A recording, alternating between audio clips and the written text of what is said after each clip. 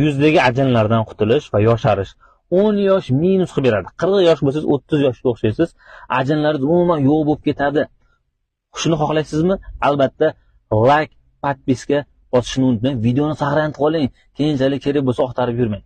Albatta, podpisatsiya, like bosgan bo'lsak, demak, ketdik. Aloe bilan smetanani yog'siz kerak bo'ladi. 1 osh qoshiq aloeni olasizda, uni solasiz yerlarga. 1 osh qoshiq smetanani solib turib, aralashtirasiz va yuzga niqob qilasiz. 12-15 minut yuzingizda turadi. Va yuvorganingizdan keyin 80-90% tirishlar, yuzingiz oqarishi va yuzingiz tiniqlashi, xuddi yosh bolaning yuzi qanaqa tiniq bo'ladi? 2-3 kun qilsangiz shunaqa tiniq bo'lib qoladi. Albatta qilib ko'ring. O'ta yog'li, o'ta quruq yuzlar ham bemalol buni qilishi mumkin. Yog'li, quruq yuzlarga buni zarari yo'q.